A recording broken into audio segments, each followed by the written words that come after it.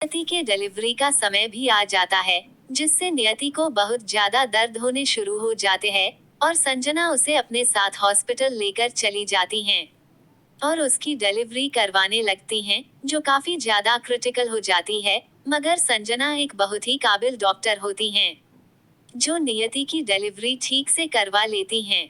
मगर नियति का जो बेबी होता है, वो बहुत ही ज्यादा कमजोर होता है, जिसके कारण उसे कुछ दिनों के लिए वेजाइनल सीडिंग में रखा जाता है और डिलीवरी के कारण नियति के शरीर से काफी ज्यादा ब्लड लॉस भी होता है, जिसके कारण उसे काफी ज्यादा कमजोरी आ जाती है। मगर संजना नियति का काफी अच्छे से ख्याल रखा करती थी। वो उसकी प्रॉपर देखभाल किया करती थी, जिसके कारण नियति ने काफी जल्दी रिकवरी भी कर ली थी और करीब 2 हफ्ते बाद ही नियति अपनी छोटी सी बेटी के साथ उसी घर में वापस आ जाती है, जहाँ की वो केयर टेकर बन चुकी थी और वो वहाँ पर अपनी बेटी के साथ रहने लगी थी और धीरे से वो उस घर के सारे कामों को भी किया करती और अपनी बेटी की देखभाल भी अच्छे से किया करती थी। मगर कहते हैं ना कि खुशियाँ भी ज्यादा समय के लिए किसी के पास रहती नहीं है, वो उसे छोड़कर चली जरूर जाती हैं, ताकि उन्हें कुछ तकलीफों का भी सामना करना पड़े। ठीक ऐसा ही नियति के साथ भी हुआ। नियति और संजना लिविंग रूम के सोफे पर बैठे आपस में बात कर रहे होते हैं और साथ ही उनके ही पास नियति की 3 साल की बेटी बैठी होती हैं। वो लोग बात कर ही रहे होते हैं कि तभी संजना का फोन बजता है, जिसे देखकर वो पिक कर लेती हैं और दूसरी तरफ की बात को सुनकर उसके हाथों से फोन छुटकर नीचे गिरने वाला होता है, जिसे नियति कैच कर लेती हैं और उसे देखकर बोली, क्या हुआ संजना, तुम इतनी परेशान क्यों लग रही हो और किसका फोन था जो तुम ऐसे परेशान लग रही हो। इस पर संजना बोली, नियति मेरी मोम का फोन था, वो मुझे घर बुला रही हैं। लंदन में उन्होंने कहा कि मेरे डैड की तबीयत काफी ज्यादा खराब हो चुकी है और डॉक्टर ने जवाब दे दिया है, तो मुझे जल्दी ही निकलना होगा। संजना की बात सुनकर नियति काफी ज्यादा परेशान हो जाती है और वो संजना को देखकर बोली, संजना एक काम करो, मैं तुम्हारी पैकिंग में मदद कर देती हूँ, तुम निकल जाओ, तुम्हारा वहाँ पर जाना भी जरूरी है और तुम खुद को संभालो, अगर तुम ही इस तरह टूट जाओगी तो आंटी को कौन संभालेगा। बोलते हुए वो संजना को शांत करवाने लगती हैं और फिर वो दोनों मिलकर पैकिंग कर लेते हैं और आधे घंटे में ही पैकिंग कर संजना वहाँ से चली जाती हैं। संजना के वहाँ से चले जाने के बाद नियति को वहाँ पर बहुत ही अकेलापन सा लगने लगता है और साथ ही उसे ऐसा लगने लगता है जैसे उसकी जिंदगी का कोई अहम हिस्सा उससे दूर चला गया हो। तभी उसे अपनी छोटी सी बेटी की आवाज सुनाई देती है, जो नियति को देखकर बोली, मम्मा संजना मौसी तहा गई है और उन्होंने हमें क्यों अपने साथ नहीं लेकर गई हैं। परी की बात सुनकर नियति परी को अपने गोद में उठाकर उसके गालों पर किस करके बोली, आपकी मासी अपने मम्मा डैडी के घर गई हैं और हम तो उनके साथ उनके घर नहीं जा सकते हैं ना, इसीलिए हम उनके साथ नहीं गए। इस पर परी बोली, मम्मा सबके पास डैडी है, पर मेरे पास डैडी क्यों नहीं है।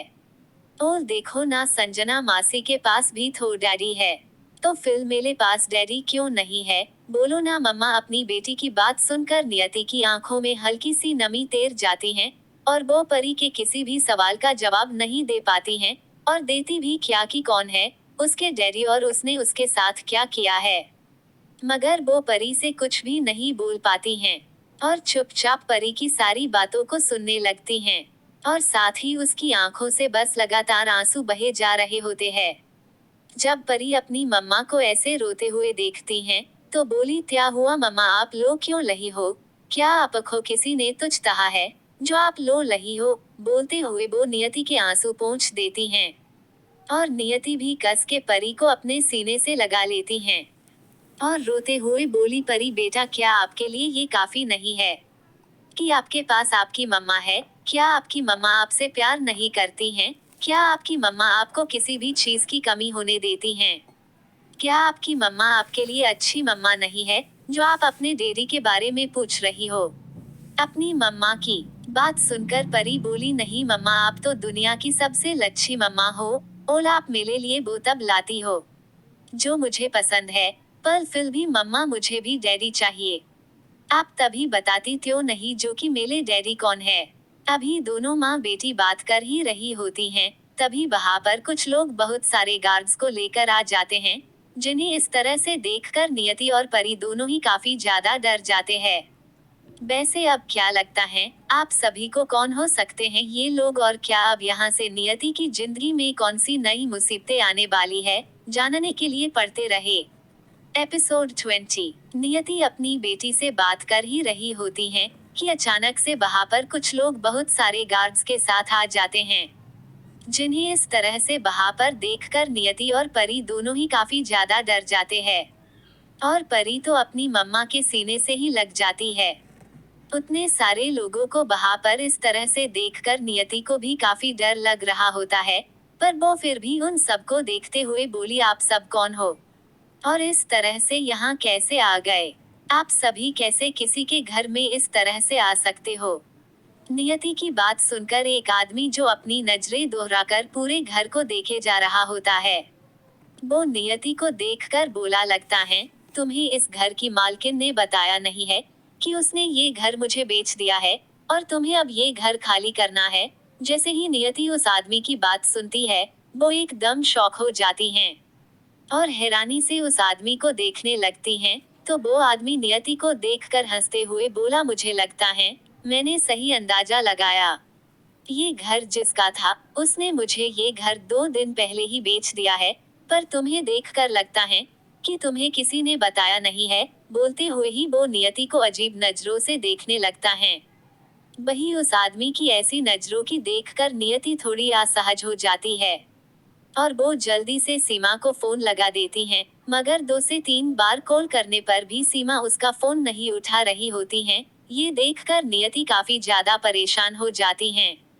वही नियति को ऐसे परेशान होते हुए देखकर वो आदमी वहीं पर लगे सोफे पर बैठ जाता है और नियति को देखकर बोला, लगता है तुम्हारा फोन कोई उठा नहीं रहा है। बोलते हुए वो हंसने लगता है और आगे बोला, तुम एक काम करो, कोशिश करते रहो, तुम्हारा फोन आंसर जरूर हो जाएगा।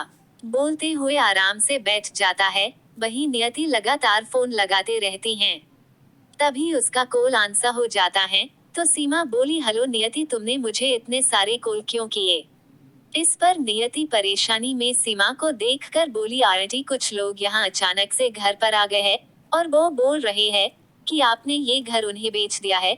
बोलते हुए उसकी आवाज थोड़ी उदास सी हो जाती है, जिसे महसूस कर सीमा बोली, सॉरी नियति, मैं तुम्हें बताना ही भूल गई कि 2 दिन पहले ही मेरे बेटे ने वो घर बेच दिया है और वो चाहता है कि मैं उसके ही साथ रहूं, इसलिए उसने वो घर बेच दिया है। मैं तुम्हें बताना ही भूल गई, सॉरी नियति बेटा, मैं तुम्हें बताना तो चाहती थी मगर तुम्हें बता नहीं पाई।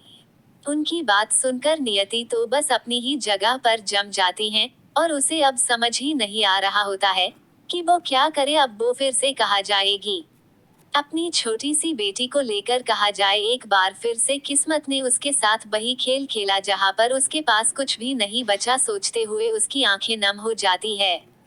वही वो आदमी नियति को ऐसे देखकर मुस्कुराते हुए बोला, हो गई तुम्हारी बात, तो चलो अब तुम्हारे पास बस आधे घंटे का समय है, अपना सारा सामान पैक करो और यहाँ से निकलो, फिर मुझे इस घर को अपने हिसाब से रेडी भी करना है। नियति उस आदमी की आवाज को सुनकर हाँ में अपना सर हिला देती हैं और परी को लेकर अपने कमरे में चली जाती हैं और अपने कमरे में आकर वो अपनी आंखों में नमी लिए बेड पर ही बैठ जाती है और रोने लगती हैं। उसे ऐसे रोते हुए देखकर परी उसे देखकर बोली, क्या हुआ मम्मा, आप इस तरह से लो क्यों रही हो?